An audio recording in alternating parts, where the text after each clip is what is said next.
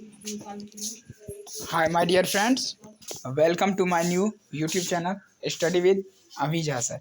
Study with अभी Jha sir में आपका स्वागत है।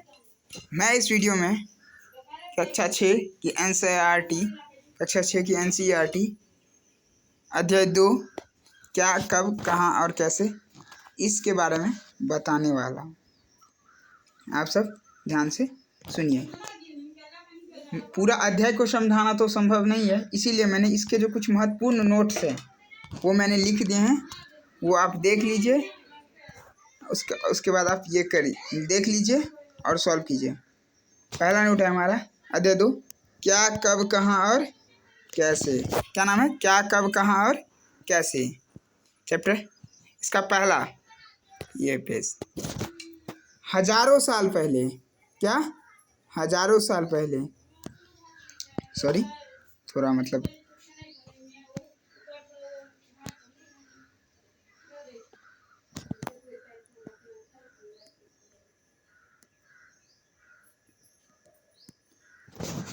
हजारों साल पहले क्या हुआ था।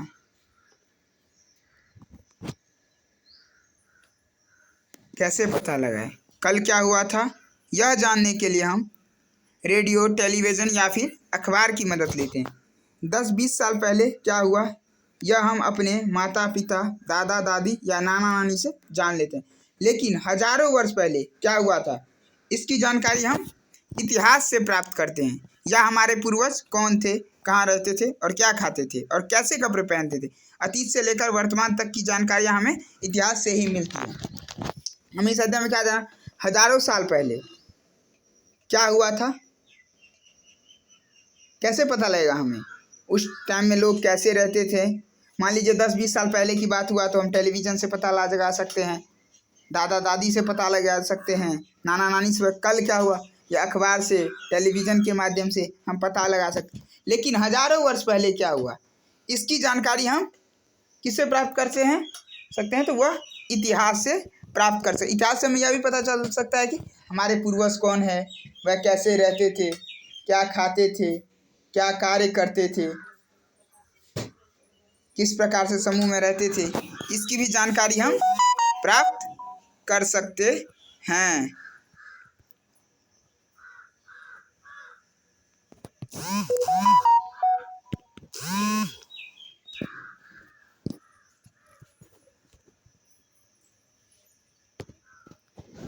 अध्ययन काल का निर्धारण कैसे करें। अतीत से लेकर वर्तमान तक विभिन्न घटनाओं का तिथि क्रम अनुसार अध्ययन एवं विश्लेषण इतिहास का विषय है।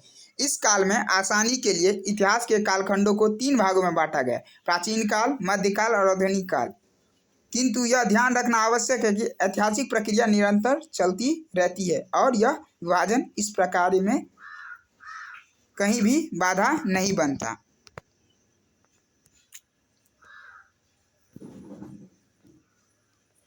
अब क्या है हमारा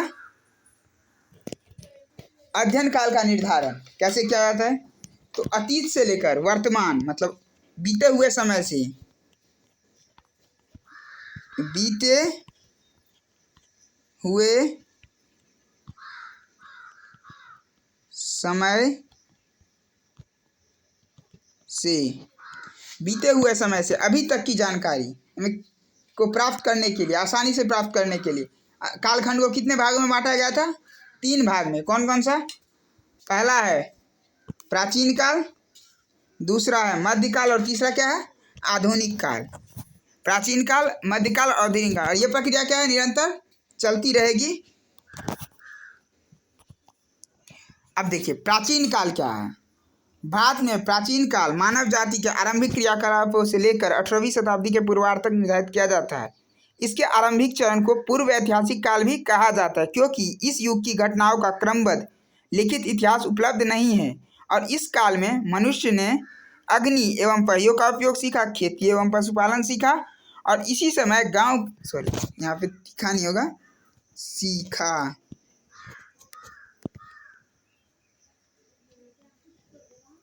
सीखा, ये हमारा रॉन्ग है, सीखा। और इसी समय गांव एवं कस्बों तथा शहरों का विकास हुआ। 6ठी शताब्दी से शुरू संगठित राज्यों का निर्माण, सुसंगठित सुसंगठित राज्यों का निर्माण। प्राचीन भारत में क्या है, प्राचीन भारत की शुरुआत कब से हुई? हमारे पूर्वज से लेकर, जब से मानव ने रहना प्रारंभ किया तब से लेके 8वीं शताब्दी, यहाँ पे 18वीं नहीं होगा,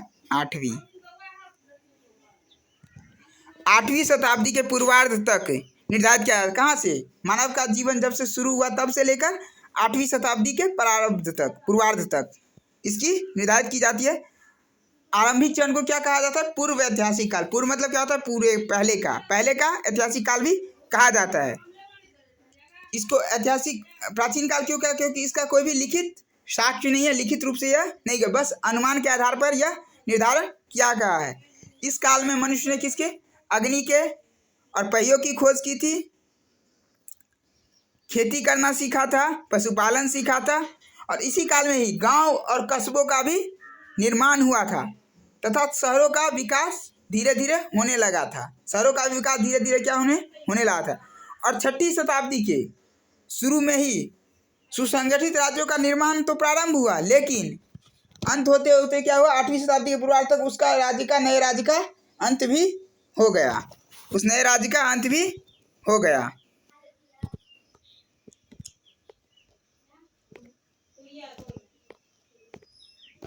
मध्यकालीन भारत का आरंभ क्या हुआ? 8वीं शताब्दी के उत्तरार्ध से लेकर 18वीं शताब्दी के पूर्वार्ध तक। इसी काल में फिर से छोटे छोटे राज्य और नगर का विकास होने लगा और इस काल में ही विशाल साम्राज्य की स्थापना हुई। अब मध्यकाल किसे कहा जाता है? मध्यकाल का आरंभ कब हुआ? 8वीं शताब्दी के उत्तरार्ध में। 8वीं मतलब 7वीं शताब्दी के बाद और 8वीं शताब्दी से पहले ही क्या हुआ? मध्यकाल का आरंभ हो गया। कब तक? 18वीं शताब्दी के पूर्वार्ध तक, मतलब 17वीं और 18वीं शताब्दी के मध्य में, मतलब बीच में इस काल का क्या हुआ? प्रारंभ हुआ। इस काल में जो छोटे छोटे राज्य और नगर की स्थापना हुई और बड़े बड़े साम्राज्य की भी स्थापना इसी काल में हुई थी। अब आधुनिक काल का आरंभ 18वीं शताब्दी के उत्तरार्ध से शुरू हुआ। इसी काल में देश की तकनीक विकसित हुई। देश में शिक्षा सेवा, स्वास्थ्य सेवा, संचार सेवा आदि का विकास हुआ। इसी काल में एक राष्ट्र दूसरे राष्ट्र पर कब्जा कर लेता था, जिसे हम उपनिवेशवाद कहते थे। इसी काल में हमारा देश ब्रिटिश साम्राज्य के अधीन हुआ। तभी हमारे देशवासी एकजुट हुए। 15 अगस्त 1947 को ब्रिटिश शासन के चंगुल से हमें मुक्त करवा। इन सभी के बाद देश का संविधान बना। अब आधुनिक काल क्या है? आधुनिक काल का प्रारंभ क्या हुआ? 18वीं शताब्दी के उत्तरार्ध में, मतलब 18वीं शताब्दी, 17वीं शताब्दी के बाद और 18वीं शताब्दी से पहले आधुनिक काल का क्या हुआ? प्रारंभ हुआ। और इस काल में क्या हुआ? देश का विकास प्रारंभ हुआ। इसमें औद्योगिक क्रांति हुई, शिक्षा व्यवस्था में सुधार हुआ, स्वास्थ्य सेवा में सुधार हुआ, संचार व्यवस्था आदि का विकास हुआ। इस काल में ही जो क्या हुआ? एक राष्ट्र दूसरे राष्ट्र पर क्या कर लेते थे? कब्जा कर लेते थे। इसे क्या कहा जाता था? उपनिवेशवाद। जब कोई एक देश दूसरे देश पर अपना अधिकार कर लेता है और वहाँ पर अपना शासन लागू कर देता है तो उसे क्या कहा जाता है? वहाँ के लोगों को शोषण करता है तो वह क्या कहलाता है? उपनिवेशवाद कहलाता है।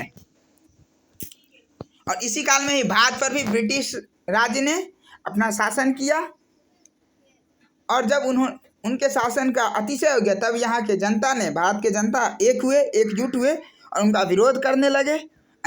शांति तरीके से भी और आक्रामक रूप लेकर भी उनका विरोध किया। और 15 अगस्त 1947 के दिन उन्होंने हमें ब्रिटिश के चंगुल से आज़ाद करवाया। और इसके पश्चात 26 जनवरी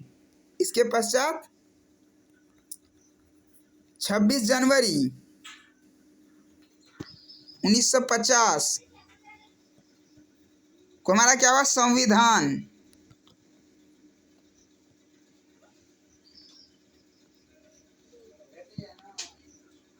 लागू हुआ।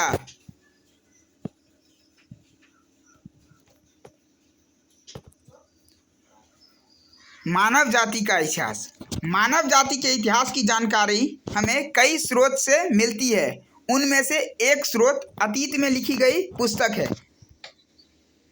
इन पुस्तकों को हम ढूंढ कर पढ़ते हैं। उनमें राजाओं एवं आम लोगों के जीवन के आर्थिक, धार्मिक विचार एवं मान्यताएं, औषधियाँ तथा विज्ञान आदि सभी प्रकार की विषय की चर्चा मिलती है। यह पुस्तकें हाथ से लिखित होने के कारण पांडुलिपियां कही जाती है। अब मानव जाति का इतिहास। मानव जाति के इतिहास की जानकारी हमें किससे? कई स्रोत से मिलती है। जैसे कई प्रकार की ऐतिहासिक पुस्तक है। ऐतिहासिक पुस्तक को क्या करते हैं? हम ढूंढते हैं, उसको पढ़ते हैं। राजाओं एवं आम लोगों के जीवन, धार्मिक विचार, मान्यताएं, औषधियाँ तथा विज्ञान आदि सब प्रकार की विषय पर की चर्चा मिलती है। किसमें? पौराणिक पुस्तकें में, जो हाथ से लिखित होने के कारण उन्हें क्या कहा गया है? पांडुलिपियां कही जाती है। जो हाथ से लिखे जाते हैं उन्हें क्या कहा जाता है? पांडुलिपियां कही जाती है। यह पांडुलिपि तारपत्र एवं भोजपत्र पर मिलते हैं। पांडुलिपियां किस पर मिलती है? तारपत्र और भोजपत्र पर मिलती है। बहुत सी पांडुलिपियां क्या हुई है? अभी के टाइम में नष्ट हो गई है। अभी भी कुछ पांडुलिपियां संग्रहालय में सुरक्षित रखा गया है। जैसे कि खुदा बख्श लाइब्रेरी एवं पालीगंज के गोपाल नारायण सिंह सार्वजनिक पुस्तकालय में ऐसी अनेक पांडुलिपियां क्या सुरक्षित रखा गया है। पांडुलिपियां कहाँ पे रखा गया है? खुदा बख्श लाइब्रेरी और पालीगंज के गोपाल नारायण सिंह सार्वजनिक पुस्तकालय में पांडुलिपियां को सुरक्षित रखा गया है। हम अतीत की जानकारी अतीत से भी प्राप्त कर सकते हैं, अभिलेख से भी प्राप्त कर सकते हैं। अभिलेख क्या होता है? तो अभिलेख जो है पत्थर अथवा धातु की सतह पर नुकीले औजारों द्वारा उत्पन्न किए जाते हैं। इन अभिलेखों में राजाओं तथा अन्य महत्वपूर्ण लोगों के आदेश और उपलब्धियां वर्णित होती है। वैसी जगह पर लगाया जाता है जहां अधिक से अधिक लोग आते जाते थे, ताकि अधिक से अधिक लोग उसे देख सके और उनमें लिखित आदेशों को पालन कर सके। अब अभिलेख क्या था? प्राचीन समय में राजा महाराजा या आम जनता द्वारा पत्थरों के बड़े बड़े शिलालेख पर नुकीले धातु से, औजार से उस पर क्या खुदवाए जाते थे, लिखवाए जाते थे। उन पे क्या थे? मुख्य राजाओं के आदेश रहते थे। उन्हें कहाँ रखा जाता था? चौक पे, चौराहे पे, जहाँ की से लोग भारी मात्रा में आते जाते हो और वह उस पर लिखे आदेश को पढ़ सके और उन आदेशों को पालन कर सके। ये अभिलेख जो है प्राचीन समय में वहाँ की तमिल भाषा, पहले तो संस्कृत भाषा में, उसके अलावा तमिल भाषा, कन्नड़ भाषा और वहाँ की उस टाइम की जो प्राकृत भाषा थी उस भाषा में लिखी हुई होती थी। 10वां, इसके अतिरिक्त अतीत में बनाई गई एवं इस्तेमाल में लाई गई वस्तुओं के माध्यम से भी हम अतीत की जानकारी प्राप्त कर सकते हैं। जैसे पत्थर एवं ईंट से बनी इमारतें के अवशेष, औजार, हथियार, बर्तन, आभूषण, मूर्तियाँ, चित्र और सिक्के आदि के अवशेष से भी हम अपने अतीत की जानकारी प्राप्त कर सकते हैं। यह वस्तुएं पुरातात्विक स्रोत के रूप में पाई जाती है और इन वस्तुओं की खुदाई करता है, उसके बारे में अध्ययन करता है, उसे पुरातत्वविद कहते हैं। अब देखिए हम इसमें बताएंगे आपको। और इसके अलावा हम अतीत की जानकारी किससे प्राप्त कर सकते हैं? सिक्के से, मुहरे से और राजाओं द्वारा बनाए गए विभिन्न इमारतों से, हथियार से, बर्तन से, आभूषण से इत्यादि से हम इसके बारे में जानकारी प्राप्त कर सकते हैं। और इसकी ज़मीन के अंदर की खुदाई करके जो इसकी जानकारी निकालता है उसे हम क्या कहते हैं? पुरातत्वविद। जो पुरातत्व की वस्तुओं की खोज करता है उसे हम पुरातत्वविद कहते हैं। और ऐसे एक पुरातत्वविद का नाम डॉक्टर स्पूनर भी है। डॉक्टर स्पूनर ने पटना के कुम्हरार, यहाँ पे कुम्हरार हो गया, यहाँ पे क्या हुआ? कुम्हरार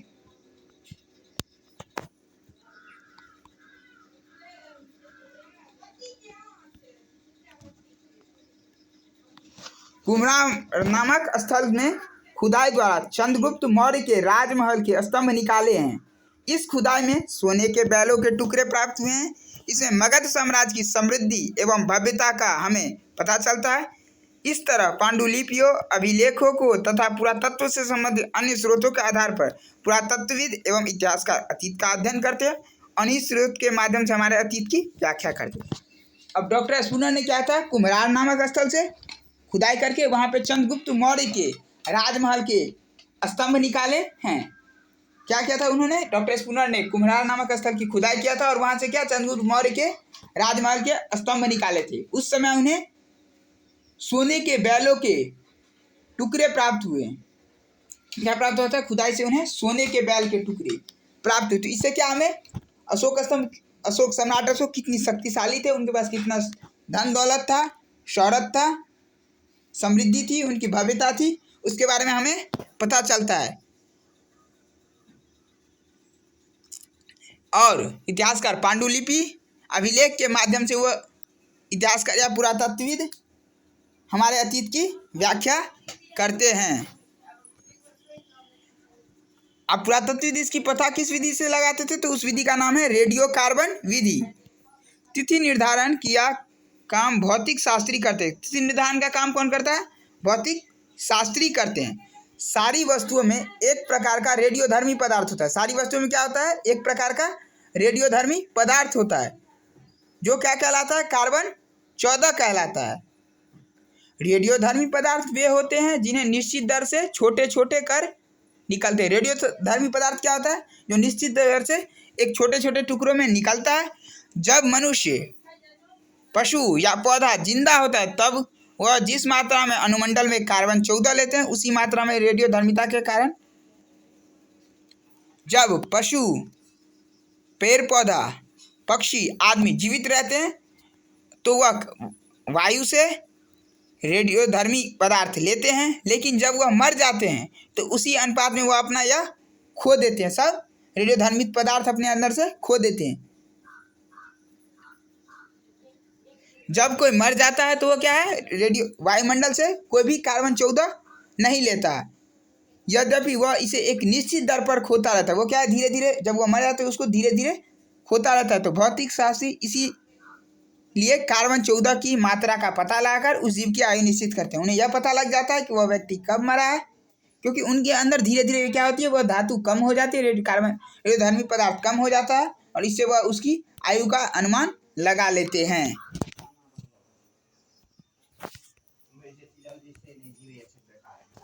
तिथियों का अर्थ। प्राचीन काल में हमारे देश में तिथियों की गणना विक्रम संवत और शक संवत के आधार पर की जाती। किसके आधार पर? विक्रम संवत और शक संवत के आधार पर की जाती थी। लेकिन अब पूरे वर्ष में तिथियों की गणना किसके आधार पर की जाती है? ईसा मसीह के जन्म के आधार पर की जाती है। ईसा मसीह के जन्म के आधार पर की जाती है। अगर कहीं पर 2500 ईसा पूर्व लिखा हुआ है, क्या लिखा हुआ है? 2500 ईसा पूर्व। अगर कहीं पर कितना? 2500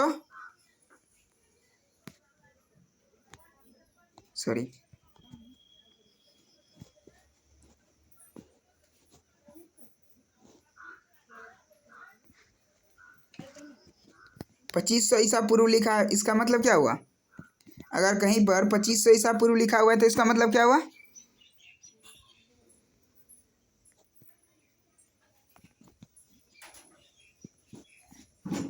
ईसा मसीह के जन्म से 2500 वर्ष पूर्व। ईसा पूर्व को इंग्लिश में क्या कहा जाता है? बिफोर द क्राइस्ट भी कहते हैं। ईसा मसीह को क्या कहा जाता है? बिफोर द क्राइस्ट भी कहा जाता है। और कहीं पे लिखा हुआ है 900 ईस्वी। 900 ईस्वी क्या हुआ? ईसा मसीह के वर्ष जन्म के 900 वर्ष बाद की अवधि को क्या कहा जाता है? ईस्वी, जिसको एडी भी कहा जाता है। एडी का अर्थ इनो डोमिनी, और बीसी का अर्थ हुआ बिफोर द क्राइस्ट। बीसी का अर्थ क्या हुआ? Before the Christ. एडी का अर्थ हुआ एनो डोमिनी। और ईसा मसीह के जन्म वर्ष की अवधि को क्या माना गया है? 0 वर्ष। ईसा मसीह के, मान लीजिए यहाँ पे क्या हुआ? ईसा मसीह का जन्म, इससे पूर्व की अवधि और इसके पश्चात की अवधि। यहाँ पे ईसा मसीह का जन्म हुआ, इसको क्या माना गया है? 0। इसको बीसी, इसको एडी, इसको BC before the Christ, AD anno domini. अब तिथियों का निर्धारण आप समझ गए होंगे, तिथियों की गणना कैसे की आप समझ गए होंगे। इसके पश्चात है अब भारत का नाम कैसे बना, इसका विकास कैसे हुआ। कई लाख वर्ष पहले लोग नर्मदा नदी के तट पर रहते थे। कई लाख वर्ष पहले लोग कहाँ रहते थे? नर्मदा नदी के तट पर रहते थे। और वे लोग शिकारी संग्राहक थे, भोजन संग्राहक थे, शिकारी संग्राहक थे। वे लोग शिकार करके अपना भोजन करते थे। वो लोग जानवरों का शिकार करते थे और अपना भोजन करते थे। कृषि का विकास सुलेमान व कीर्थर पहाड़ियों में सर्वप्रथम 8000 वर्ष पहले गेहूं व जौ जैसी फसलों को उगाना शुरू किया। उन्होंने कब? 8000 वर्ष पहले गेहूं व जौ जैसी फसलों का उगाना क्या किया? प्रारंभ किया। और पशुपालन भी शुरू किया। कब?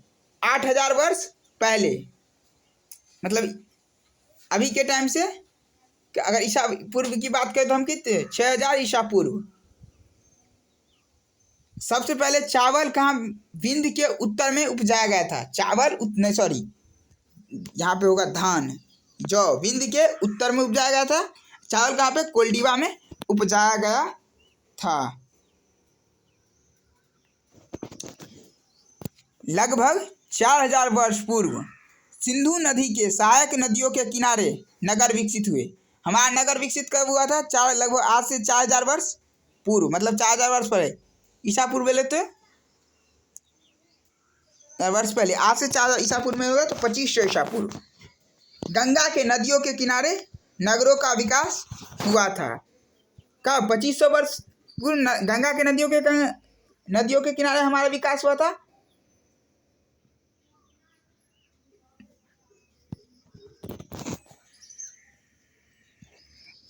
मगध गंगा व इसके सहायक नदियों के आसपास का क्षेत्र था। मगध क्या था? गंगा और इसके नदियों के आसपास के सहायक नदियों के क्षेत्र था। इंडिया शब्द इंडस से निकला है, जिसे संस्कृत में सिंधु कहा गया है। इंडिया शब्द कहाँ से निकला है? इंडस से निकला है, जिसे संस्कृत में क्या कहा गया है? सिंधु कहा गया है। और उत्तर पश्चिम से आने वाले ईरानियों व यूनानियों ने सिंधु को हिंदोस या इंदोस कहा। वह नदी के पूर्व के भूमि के प्रदेश को इंडिया कहा जाता है। भारत नाम का प्रयोग कब हुआ? तो उत्तर पश्चिम में रहने वाले लोगों के एक समूह के लिए किया जाता था। और इससे ही उनके समूह के द्वारा ही भारत का प्रयोग किया जाता था, जिसे आगे चलकर भारत कहा जाने लगा। पांडुलिपियां कहाँ लिखी जाती थी? प्रायः तारपत्र व भूर्ज नामक पेड़ की छाल से विशेष तरीके से तैयार भोजपत्र पर लिखी जाती थी। पांडुलिपियां किस पर लिखी जाती थी? तारपत्र व भूर्ज नामक पेड़ की छाल से विशेष तरीके से तैयार भोजपत्र पर लिखी जाती थी। ये क्या है?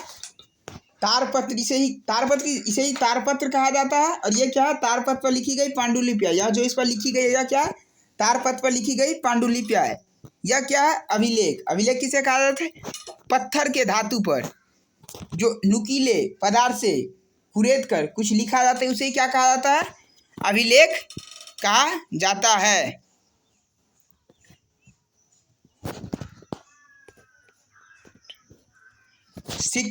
सिक्का और मुहर, ये हो गए हमारे सिक्के, और ये क्या हो गया? मुहर। ये मुहर और ये हमारा क्या हो गया? सिक्का और मुहर। आइए मृदभांड।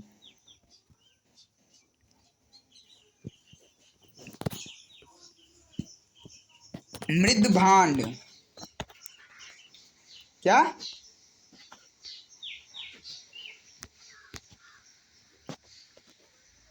आप जानते हैं मृदभांड किसे कहा जाता है? तो मिट्टी के बर्तन,